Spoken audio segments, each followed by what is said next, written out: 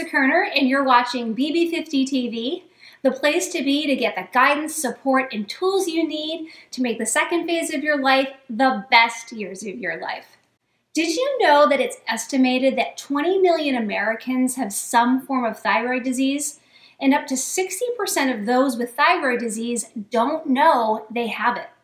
Now, there's a specific thyroid condition called Hashimoto's thyroiditis, which affects about 2% of people in the United States, and it occurs more often in women than men. The scary thing is, even if you do thyroid testing with your doctor, there's a good chance you won't get a diagnosis because the standard tests that most doctors do don't pick it up. If you've been struggling with weight gain, fatigue, mood disorders, brain fog, anxiety, hair loss or hair thinning, sweating too much or not at all, and or cold intolerance, Hashimoto's could be at the root of your health challenges. In today's episode, I'm talking with thyroid expert Dr. Izabella Wentz, and she's going to explain exactly what Hashimoto's thyroiditis is, which specific thyroid tests you need to have done, because if you don't ask, your doctor probably isn't going to do them, and why you need to take a holistic approach that gets to the root cause to heal your thyroid. Just taking a thyroid hormone isn't the answer.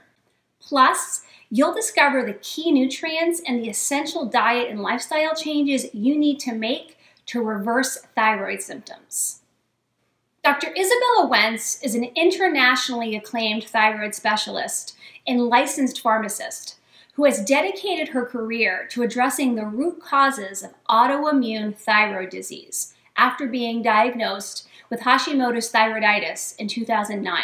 She's the author of the New York Times bestselling patient guide, Hashimoto's Thyroiditis: Lifestyle Interventions for Finding and Treating the Root Cause, and the new protocol-based #1 New York Times bestseller, Hashimoto's Protocol, a 90-day plan for reversing thyroid symptoms and getting your life back.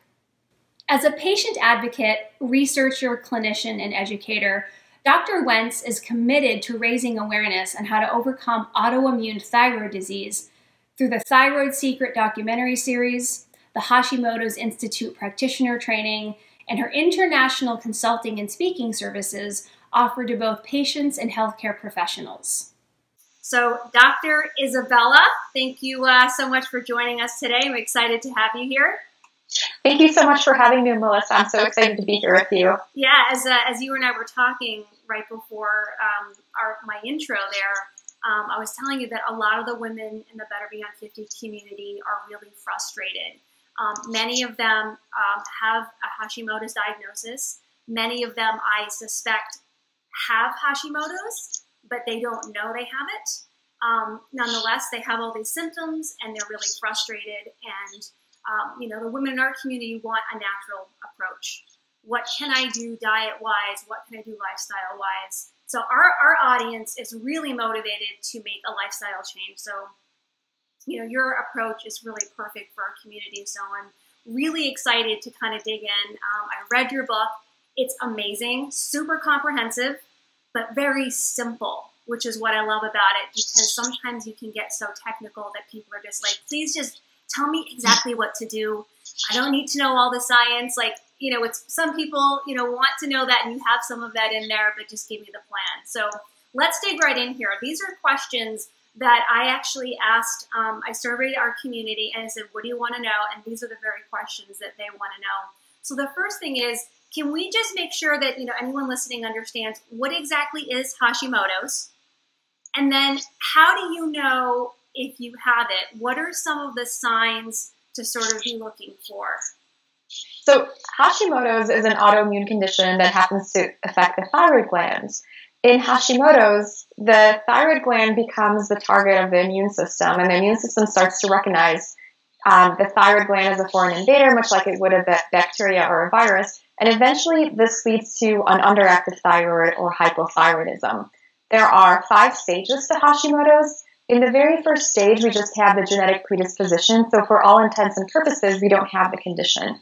But then starting with stage 2 is when we start seeing the immune system just starts to recognize that thyroid gland as an enemy, and that's when it starts launching its attack. And that's when a lot of the thyroid symptoms start. In stage 2, women might feel anxious. They might feel like obsessive. They just might feel like something is not going right. Something's not well. Some of the things that they may be misdiagnosed with at that point include miscarriages, infertility, depression, panic disorders, anxiety. They may be told that they're eating too much and not exercising enough, because even at stage 2, the thyroid gland, even though the traditional thyroid test won't pick up that it is malfunctioning, it does start breaking itself down. So women will be told that, that the weight is in their head, that the symptoms are in their head, when in fact, it's the thyroid gland that's being attacked. And stage 3 is when the attack continues to progress and we start seeing some changes on the TSH marker, which is the most common test. And then in stage 4 is when we have so much of the thyroid gland that's been damaged by the immune system that at this stage, most women, if they go to their doctor and get the standard of care test, they will finally be diagnosed. Usually this is the stage where they get placed on thyroid hormones. The scary part of this is stage 5 is actually progression to autoimmune conditions, other types of autoimmune conditions such as lupus or rheumatoid arthritis. And so a key thing here is when you take thyroid hormone, you may benefit from it as early as stage 2 for your symptoms, but the thyroid hormone doesn't do anything to stop the progression of the condition. So a lot of times we need to incorporate lifestyle changes and interventions and figuring out what the root cause is in order to help somebody feel better and prevent the progression of their condition. So this is something that is more frequently seen in women. Pregnancy, puberty, and perimenopause are some of the most common times in a woman's life when she may be diagnosed. Whenever we have estrogen shifts, this changes how our body processes in response to thyroid hormone. And a lot of times it increases the need for thyroid hormone. And this, when you don't have enough nutrients on board, this can actually set off an autoimmune cascade. Now, we talk about symptoms. The most common ones are going to be fatigue, weight gain, mood disorders such as feeling brain fogged or feeling like you're just anxious and you can't take it, or feeling depressed or not really caring. And the key thing is some people might have one symptom, whereas another person might have a different symptom. So you don't necessarily have to have all of the symptoms to have thyroid disease. It can manifest in different women in different ways. Hair loss is common, and then cold intolerance can be a symptom where if you're the woman in your office where everybody else is wearing a short-sleeved shirt and you're wearing 2 sweaters, that could be a potential sign that your thyroid is off. But at the same time, if you are not going to be able to tolerate heat, so that could be a thyroid sign for some people as well. It's very interesting because most women with thyroid conditions are not diagnosed until they're in stage 4. Whereas they can have symptoms for 10, 20, sometimes 30 years. So a lot of times I'll talk to women in their 50s who will say, I think I've had this for quite some time. In my 20s, I couldn't get pregnant, or I had multiple miscarriages before I had my first child. And then I just couldn't lose that after pregnancy weight. And this condition sort of just is in there in the background. And the standard tests don't pick it up. So a lot of times we need to do more advanced testing to figure out if you have the condition. And that's definitely something I want to chat about. Just sort of going back to the symptoms. We had a couple women ask in our community, you mentioned like hair loss. Is hair thinning, is that also potentially a symptom as well?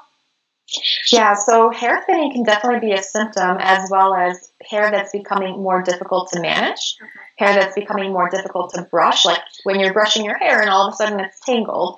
That could be a thyroid sign. If you're finding that you have to get more frequent haircuts because you have more split ends, that's actually a thyroid sign. And if your hair just kind of lacks the luster and the shine that it once had, that is another sign that something is off with your thyroid. It's when we think about what the thyroid does, is it drives our metabolism and our energy and produces our heat. Whenever the thyroid is under stress, it sort of tries to shut down the unnecessary things that are nice to have but not necessary for survival. So for example, a lot of resources and hormones get pulled away from hair, and they get pulled away from having beautiful lovely skin, and that just gets shunted into trying to get the thyroid hormone into critical organs. It's like a survival mechanism. Exactly. What about, and this was another question I got, unusual sweating, especially, I've never heard of this before, but scalp sweating. You talked about the body sort of regulating heat. Is that a potential symptom as well? Yeah, the sweating is not something that most people talk about. One thing that I've seen is that women with thyroid disease, oftentimes they don't sweat at all, where they are like, oh, I didn't even think about that, but I never sweat. And then there are other women that sweat too much. And the scalp sweating or just sweating in strange places can be associated with a thyroid condition, because your metabolism and your thermometer is basically off, and your thyroid gland is not controlling that sweat production correctly. Got it. Okay. Let's talk about testing. I know when I've consulted with clients, a lot of them will say, my doctor did like this one thyroid test. But after sort of having reading your book, having conversations with other thyroid experts, there's really a panel. It's a pretty comprehensive panel that should be done. So can we talk about the very specific tests that someone should be asking for? And then also, you talked about the 5 stages. Is it possible for someone to actually figure out like which stage they're in based on these tests? Yeah, absolutely. Okay. So the tests that most doctors do is the TSH test, the thyroid stimulating hormone test. And this is something that is not going to be elevated until stage 3 or stage 4 of when you have Hashimoto's or thyroid disease. And elevations above 10 is when most doctors will treat you, whereas a healthy woman with normal thyroid function should have a TSH somewhere between 0.5 and 2. So I always encourage women to go back and look at the tests that they've had and look for that TSH test. If it was above a 2, that's a sign that you have a thyroid condition, and your doctor might have told you that it was normal. In my example, I had a TSH of 4.5, and my doctor told me that my thyroid was normal, but I was sleeping for 12 hours a night. I was very sloth-like, I was forgetful, and I was losing my hair.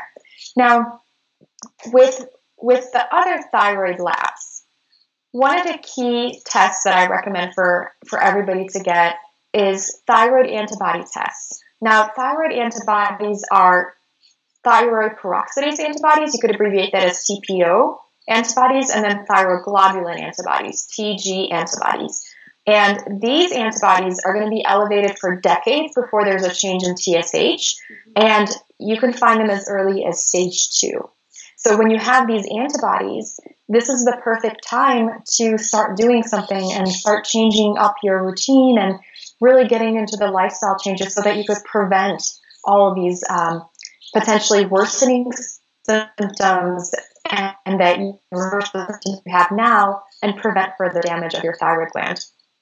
The other tests I like to utilize are the thyroid hormone level tests. So these are T4, T3, and then free T4 and free T3, which are the unbound variants of thyroid hormone that can actually get into thyroid cells.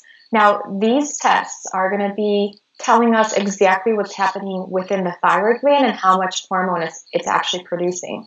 The TSH test is basically a communication signal between the pituitary and the thyroid gland, and that sometimes there's a communication breakdown. So we may not have enough thyroid hormones, but the TSH will stay normal. One of the reasons for that could be taking antidepressants. So you can actually break down that communication pathway by taking some of the antidepressants out there.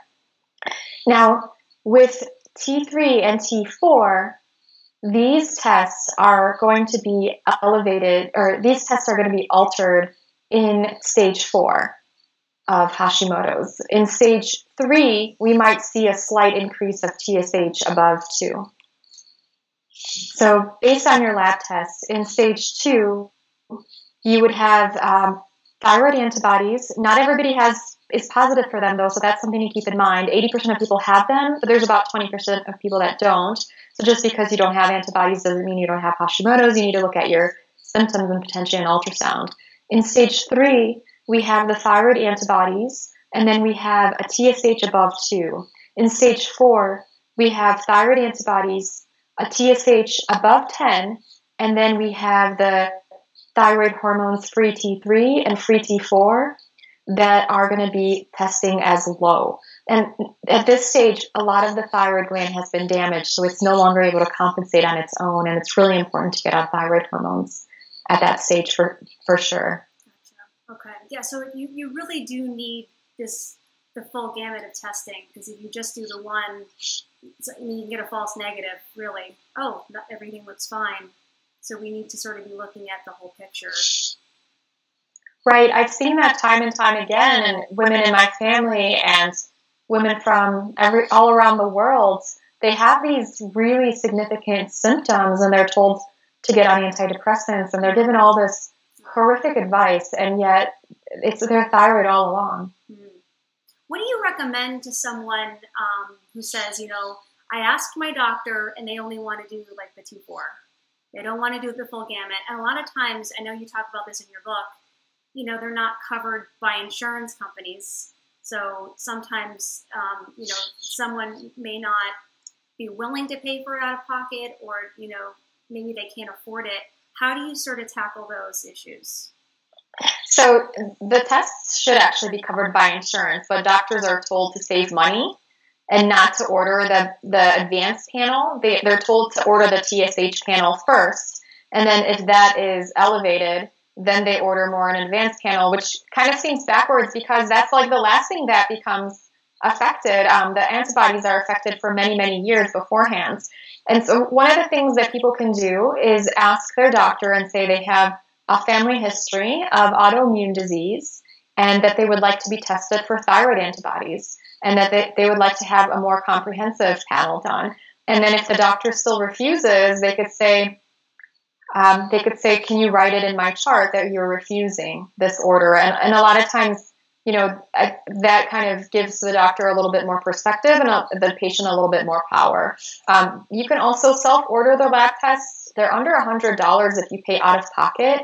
And I actually have a way for women to order their own lab tests through my website, thyroidpharmacist.com, under resources. Mm-hmm. There's a company that I partnered with, Alta Labs, where they can actually, as long as your insurance is working with that lab, you can self-order your labs and submit it to your insurance for reimbursement. So that's just something that's come out in the last year, and I've been really, really excited to share it with women who want to take charge of their own health, because I don't feel like lab testing should be something that's kept behind closed doors, especially when it could really help you, and you shouldn't have to fight for it, but unfortunately you do. So that's one way is to get around the system, but hopefully you'll have a doctor that is willing to listen to you and willing to work with you and let you be a partner in your own health, journey. That's what they should be, as a partner to you, not this,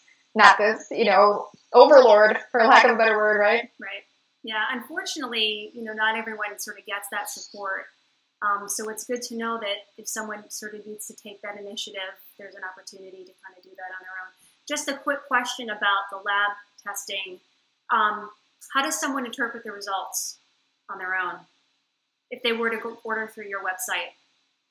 So it's not my website. It's another website, but I have it listed under my. Got it. Okay. Yeah, I have it listed under my website, but if they have a medical director who will send you the lab, and then you have a portal where you log in and you would get it.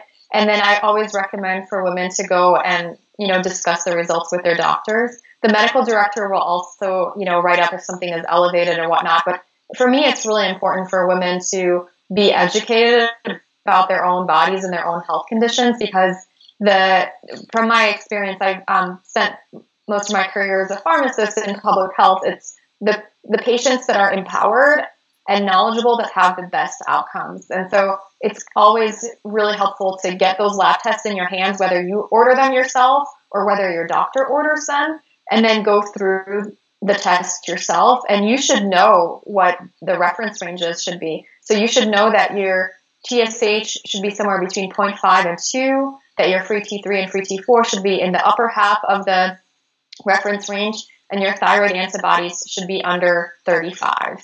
And these are things like as a consulting pharmacist, I've worked with a lot of clients where, unfortunately, things would be missed, where doctors would get lab tests that came across their desks, but they wouldn't notice when something was out of balance, and sometimes that delayed the diagnosis. So it's always really important to get a copy of your own lab tests and be your own advocate. Absolutely. Conventional medicine typically treats Hashimoto's with synthetic thyroid hormones, and you say in your book, like, this is a life-threatening mistake. I think Synthroid is like the top one, and that's the one I'm hearing a lot of people take. Can you talk about some of the problems with, taking these synthetic hormones? I mean, many people have said, like, you have to take these for the rest of your life. So there's nothing really wrong with synthetic hormones. They're not any different than what we get into our bodies, and they work fine for some people. So I'm not against Synthroid. I'm not against levothyroxine. It was the number one prescribed medication for the last 3 years. The challenge for me is that it doesn't work well for everybody. So there are some women, and the studies say about 20% of women. In my experience, it's like 80% of women, because as a pharmacist and the thyroid pharmacist, usually the people that come to me are the people that don't do well on that medication, right? And so levothyroxine and Synthroid is T4. So that's one of the thyroid hormones. I talked about testing for T4 and T3. So T3 is actually the more active hormone. And that's the one that gives us beautiful hair, helps us lose weight, gives us energy, makes our brain speed really fast and exciting. T4 is a prodrug by definition. So that means it has to be converted into the body into T3. And it looks really great and perfect every time on paper. Like, this chemical reaction takes place just fine. But for a lot of women in Hashimoto's in real life, the liver doesn't convert it properly, or the gut doesn't convert it properly. And they end up being on this medication, and then they're still struggling with weight. They're still struggling with fatigue. They're still losing their hair. They're still saying that their brain's not working. One woman said that when she was on this medication, she felt like her head was disconnected from her body. This is one of my readers. And the thing that happens is when a person switches over to a hormone medication, like natural desiccated thyroid that contains both T4 and T3 in bioidentical amounts of what our bodies would normally make, they end up feeling so much better. So they won't change their exercise routine or even what they're eating. Like, this will be the only change that they make. And they have, their hair first stops falling out and then starts growing back. Their faces change. You see, like, the fat distribution changes, and they start losing weight. They say that their brain activity comes back and they have more energy. So that's one of my challenges, is like, this medication doesn't always work, and women get prescribed antidepressants and get the runaround. The other challenge is that it doesn't slow down. It doesn't stop the progression of the autoimmune condition. But this is true for natural desiccated hormones as well. And so my goal is to really educate people about all of the things and all of the options for recovering your health. It's with using hormones, they can be very, very helpful. But I like to use the analogy of having, a bucket of water, but there's a hole in the bucket, and the water keeps coming out, and so you just keep putting more water into the bucket, and that's what you're doing with hormones. And yes, that's keeping the bucket nice and moist, right? But at the same time, we need to plug up the hole so that we don't keep losing these hormones and we don't keep attacking our bodies. Because the conventional approach is, if you have a thyroid condition, you're going to keep burning out your thyroid. You're going to keep attacking your thyroid. So then you have to keep coming back and getting on higher and higher doses of hormone. And then you have to be screened for other autoimmune conditions. The longer you have thyroid disease, the more likely it's going to progress, unless we do something about it to figure out the root cause and change our lifestyle to really, slow down the progression or halt it. And in some cases, we can even reverse it. So we need to make sure that we're addressing the reason why the thyroid's being attacked, not just the fact that it's underproducing, but why is it being attacked? Exactly. And they say, a lot of times people say, oh, I have a sluggish thyroid, or my thyroid's lazy, or my thyroid's underactive.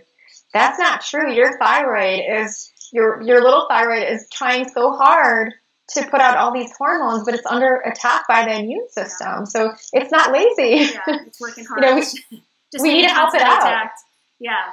One of the questions we got from one of our members was, she said she's been taking thyroid meds for about 15 years.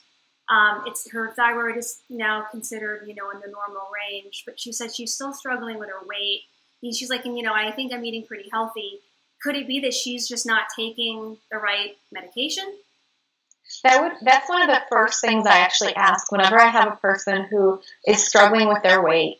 I say, okay, number one, what type of thyroid hormone are you taking? Are you taking levothyroxine, Synthroid, or just T4? Or are you taking a natural desiccated thyroid or T4, T3 combination from a compounding pharmacy? And I recommend the latter for most women that continue to struggle. And that's something that if I had my little way, that's what people would be started on, actually. Gotcha. We had another woman ask, she said, the heavier I am, the more thyroid medication I tend to need. And when I lose weight, the less I tend to need. Why would that be? A bigger body needs more thyroid hormones, right? So that's across the board for most medications. Okay. That we in pharmacology, we dose them based on weight. So that makes a lot of sense. Okay. She'll be happy to know the answer to that. You recommend, when someone, is trying to recover, get their thyroid healthy again, and really sort of address the root cause, that they work with a functional medicine practitioner. Can you talk about, why you recommend that, and what are some good questions to be asking that person to make sure that they're a good fit? I sort of recommend the same thing to my clients. Interview the health professional before you decide to work with them to see if they're a good fit. What are some, questions that you recommend asking? Yeah, I definitely recommend working with a functional medicine practitioner. So they're more tuned into thyroid issues and they're more tuned into the root causes. And they usually, if they're prescribing practitioners like nurse practitioners, PAs, MDs, or DOs, and some naturopathic doctors, they'll be able to prescribe some of the hormones because traditional endocrinologists may not prescribe T4 and T3. The questions I like to ask, and I have a list of them that I share with my clients, are: number one, does this doctor recommend natural desiccated thyroid hormones, and does he or she recommend compounded thyroid hormones? So when you get an yes to this, then you know that this doctor knows how to use these hormones properly. Like, I know a lot of women get frustrated and they say, how do I get my doctor to prescribe this medication for me? But let's remember, medications are not benign. Like, you don't want to be somebody's first patient with a medication that they've never used before. So you need to go to somebody that actually knows what they're doing with these medications. Otherwise, you can have, they may not work well enough, or you may be overdosed. That's one of the first questions. The next question I like to ask is, does the doctor utilize low-dose naltrexone or LDN? LDN is a immune modulating substance that helps to make the immune system work better. It's actually a medication, but when used in tiny, tiny doses, it can help us get into remission from Hashimoto's. I don't recommend it for everybody, but for some people, it has been a complete lifesaver, especially when they have the advanced stages of thyroid disease and those advanced, like stage 5, where they have multiple autoimmune conditions. That can kind of take care of things rather quickly as you work on the underlying root causes. So we know that doctors that know about this drug are going to be generally more progressive and more familiar with autoimmune disorders, because if you know autoimmune disorders, you better know about LDN, right? The other questions I would say is ask are, does the doctor have accounts with the following labs? So Metametrics, Genova, BioHealth Lab, Doctors Data. These are some labs that work with functional medicine physicians. Every now and then I'll get I talk about doing all these advanced tests, functional medicine tests for figuring out what your root cause is. And a lot of times patients get really frustrated because they say, my endocrinologist won't run these tests, for example, for adrenal fatigue. And that's because the endocrinologist doesn't know how to use them, and they only know how to use the blood tests that they've been trained in. Yeah. So you want to work with somebody who has an account with these labs, which means that they've gone through the proper training, they know how to use them. And it's like you're not trying to talk this person that doesn't know how to use, and and I appreciate that an endocrinologist would not want to order those tests, would not want to order those drugs. They haven't been trained in it. They have tons of wonderful training that's focused on something completely different. Yeah. Yeah. Those are my main questions that I like to ask. Awesome. And if I were listening, I would write those down and have a notebook handy when I talk to somebody. Let's talk a little bit about some of the diet and lifestyle changes that someone can make to get their thyroid, healthy and sort of address why it's being attacked in the first place. Your book, Hashimoto's Protocol, really lays it out. There's a done-for-you plan, and obviously we don't have the time to talk about everything in there. Our listeners are going to have to read the book if they want to know that sort of comprehensive plan. But can you kind of just give us the highlights? What are some of the major diet changes, maybe major supplements someone might want to take, other lifestyle changes, whether it's stress management, exercise? It's not just about sort of taking a hormone. I mean, and I'd love to talk about your own journey in a little bit, because you talked about how you didn't just do one thing. You made a sort of a lifestyle change in stages. Can you kind of just break down some of the big key steps that are important? Yeah, so whenever I think about what's going on in Hashimoto's, there's a lot of different things happening. And I have a theory known as the safety theory of why we develop thyroid disease. And basically it's because our body feels like it's not safe. And our thyroid gland can sense that, and we end up putting resources from thrive and create to survive. And so, as we talked about, a lot of these things get shunted away from producing beautiful hair, from maintaining our wonderful metabolism. And what happens is that and I always tell women, let's think about what are the signals you're sending to your body, and what is it in your life that you're doing that's making your body feel unsafe? And so one of the things could be extreme dieting and not eating enough calories. Now, and I know this goes against the grain, because a lot of times women with thyroid disease and people who are trying to lose weight are told that they need to eat less and exercise more, which is also something I don't recommend. And why is that? Well, when you think about our ancient bodies that are living in the modern world, we still have the same genes that cave women did, right? We know that cave women didn't exercise in extreme measures and didn't diet unless there was something that was really dangerous to them, right? It's not like anybody ran for fun. It's not like anybody just dieted to look cute in their little, Pebbles costume. I don't know. It's because they felt like it was a threat. And so anytime you're not nourishing yourself properly through extreme dieting or expanding too much energy through doing a lot of running. One of my friends, Ben Greenfield, told me that he doesn't know any marathoners that don't have thyroid issues, because all of that energy, putting out all that energy can affect your thyroid. And so that's kind of the biggest starting point and most obvious. Then we get into some of the less obvious, and this is figuring out what are you eating that is sending your body signals that there isn't enough food. And when you think about us in prehistoric times, right, we wouldn't be eating any grass.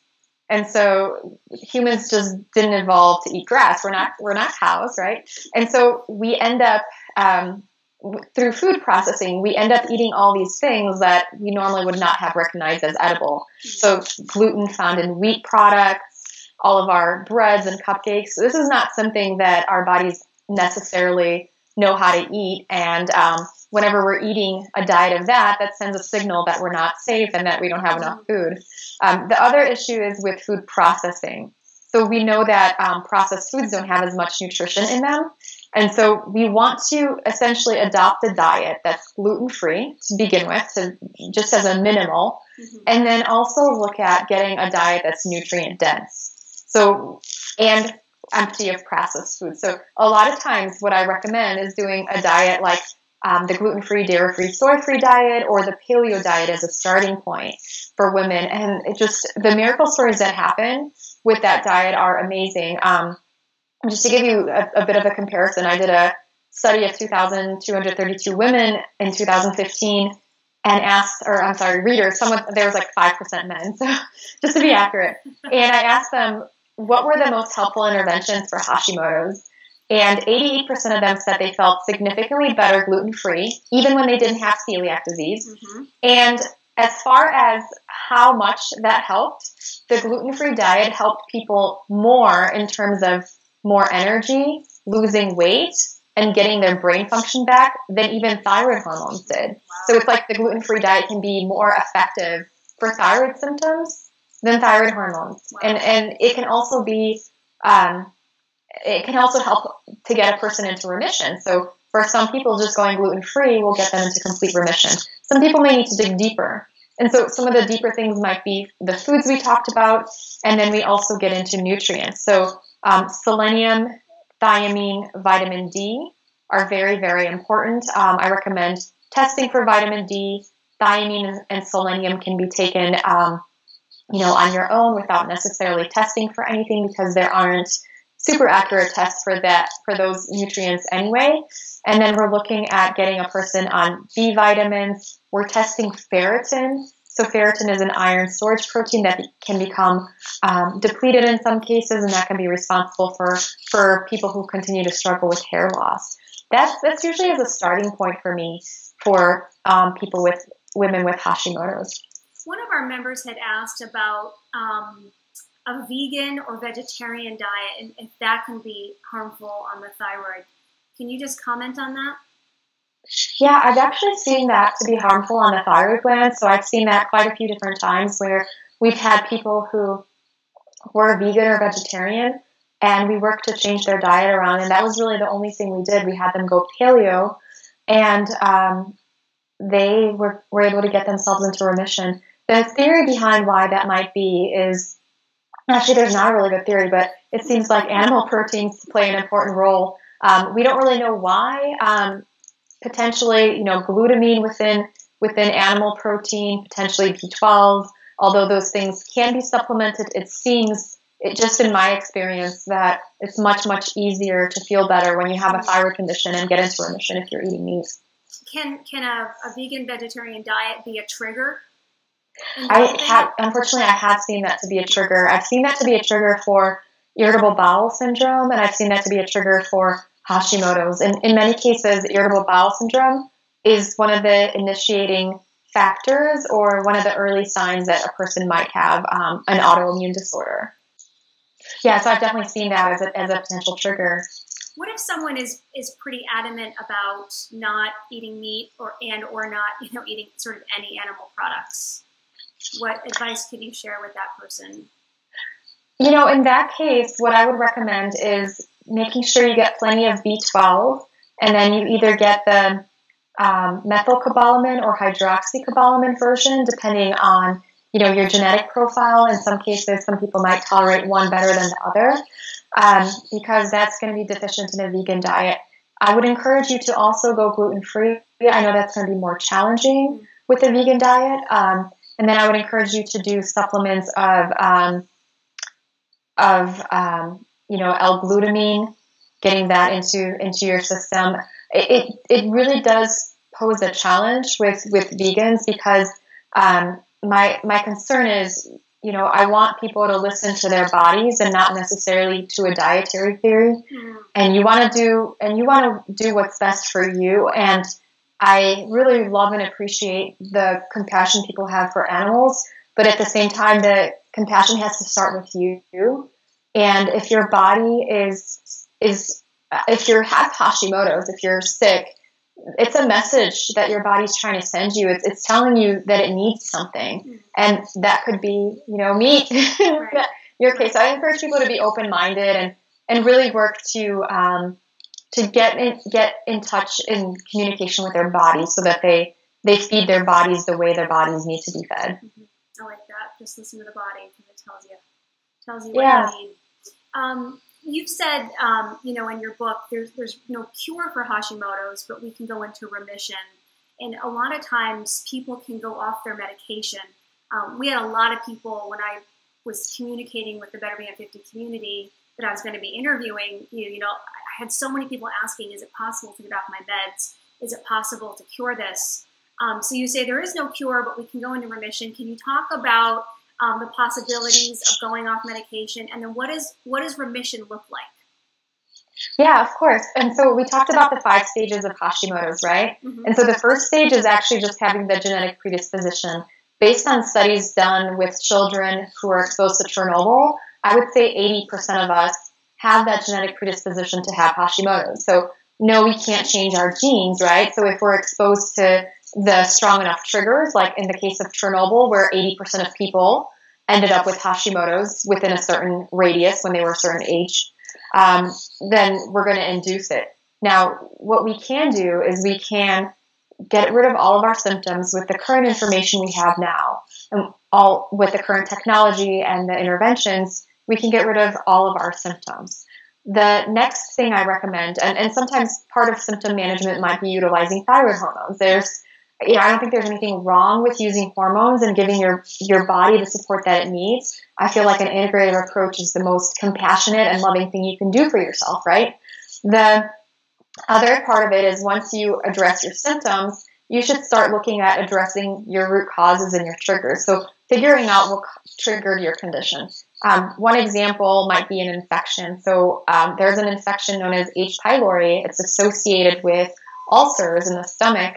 And studies have found that once you eradicate this infection, you can actually go into remission from Hashimoto's. I've had a few clients who were able to get completely off of thyroid hormones after they got rid of that infection. And this was something that sort of happened spontaneously, where they were taking their medications and all of a sudden they said, I'm feeling a little bit of anxiety, which is a sign of an overactive thyroid. They'd go get their labs tested. Sure enough, they'd have to reduce their dosage. And some of them only reduced it a slight amount, and others were able to get off of the medications completely. Now, so this is one scenario. Another scenario is that some people might get rid of all of their triggers, but they still might have the need for thyroid hormones. And I think that's fine if you need them, as long as you've addressed and removed your triggers. You'll see that by measuring your antibodies. So your antibodies should be under 35, under 100.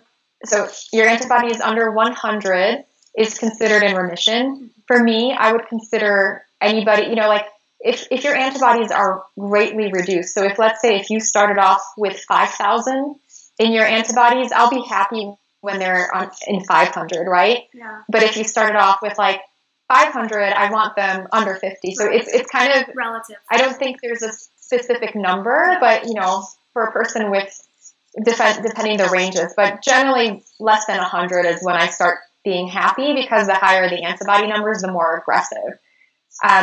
Then I like to work on getting them under 35. So under 35, you no longer test for thyroid disease as for Hashimoto's, according to conventional medicine.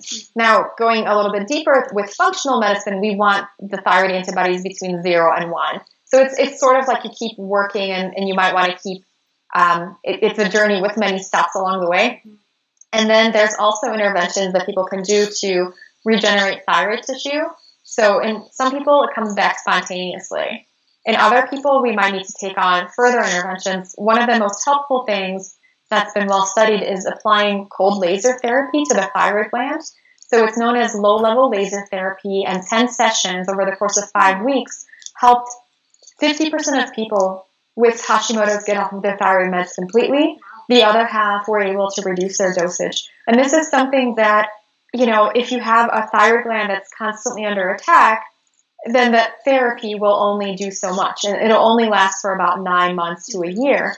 But if you remove the attack and then regenerate the tissue, in essence, you don't have any more symptoms, you don't have any attack on your thyroid gland, and you don't need hormones. So in essence, you can recover your health and move back to that stage 1, where you still have those genes, but they're not expressed, and you're not dependent on hormones. And, it's something that I feel like people will say, I want to get off of my medications, but I don't think that should be a first goal. Your first goal is to get rid of all your symptoms, then get rid of all your triggers, and then get rid of those antibodies, and then think about coming off of medications, because You know what I mean? Because if you do it too soon, that's just going to cause you unnecessary symptoms and actually more inflammation in your thyroid. Yep, that's really good advice.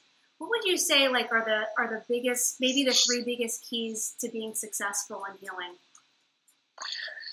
Wow. So I've worked with a lot of women over the last few years, and at first I was kind of, frustrated because there were some people that were getting better, and then there were others that weren't. And I wanted to figure out if there were any common characteristics. And so definitely women who showed themselves care and compassion were more likely to get better. Women who reached out and created their own support network also were the ones that were more likely to get better. And then women who really put out a greater goal or a greater vision for themselves and had hobbies and things that helped them relax. That was another factor of having positive outcomes and getting success into getting their life back. Yeah, so it's not just about diet and supplements. Yeah, I mean, diet and supplements are wonderful, but then I've had people who were on the same diet and then the same supplements and thrive and completely recover, and then other people would keep struggling. And the people that continue to struggle were usually ones that had a lot of stress in their lives and were also in a bit of a victim mode where they felt bad and they felt helpless, which is so stressful on us to feel helpless. And they also tended to beat themselves up more. And the women who sort of accepted and loved themselves and just really took good care of themselves were the ones that got better. And I think this makes sense because when you really love and care for yourself, you're gonna do everything that you can to recover. Where some of the women that don't, they may actually sabotage their progress. Yeah, that's good advice. As we wrap things up, I know we've gone over a little bit here. I would love for you to just share a few words about your own experience. You developed it. I think you said you were in your 20s, 27 years old, and then just 4 years later, you were in complete remission. And you said it was a very stressful and painful sort of journey. What would you say is the biggest thing that you've learned from that experience?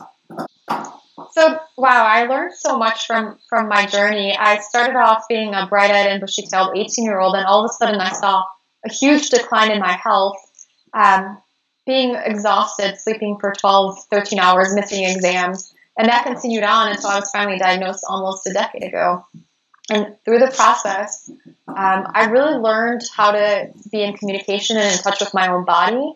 And I also learned how to get in touch with and take charge of my own life and really become the person that created my own destiny. And yeah, I think that's been the biggest thing that I've learned is just how much I can actually determine how my life turns out. And the choices that I make on a day-to-day basis can determine if I'm feeling good or if I'm feeling bad. Yeah, that's great. Yeah, I love it. Your book really, your experience sort of inspired your mission to, this is your second book. You wrote your first book. Your second book is more of sort of a how-to guide. Who would you say your new book is for? Who's the ideal sort of reader? My ideal reader is somebody that is tired of the current paradigm, is somebody that really wants to take their health back, and somebody that just knows that there's more to how they're feeling than just taking thyroid hormones, and who's really willing to invest in themselves and care for themselves and just take charge and be that boss lady that helps herself recover. Awesome. What's a final take-home message that you want to share with people as we come to a close? For women, I feel like a lot of us, we tend to be socialized to get our value from how we take care of other people or maybe the things that we achieve. But an empty cup can never fill another. And so I encourage women to really fill their own cups so much that they can just give from their overflow. So really, ladies, take care of yourself first, and then you can be the best wife, mother, grandmother, yoga teacher, whatever else that you're passionate about in your life. When you start with yourself, you're going to be nicer to your friends and family. I know, when I started taking care of myself, all of a sudden I was able to give back to other people without feeling like it was such a burden on me. Yeah, that's awesome. Yeah, it's a great message. You can't take care of others if you don't take care of you. Thank you so much for being here, Izabella. This is awesome. Thank you so much for having me. Now, before I go, I want to know what's resonating with you most from today's episode. Let me know by posting in the comments below. And if you haven't already, make sure you sign up for my next free masterclass, where we'll take some of the concepts we talked about today and go a little bit deeper. If you're struggling with thyroid issues or other inflammatory related conditions, you'll definitely want to be a part of this free training so you can get the plan you need to eliminate inflammation naturally. Go to betterbeyond50.com/masterclass to save your seat. Thank you so much for watching, and I will see you on the next episode of BB50 TV.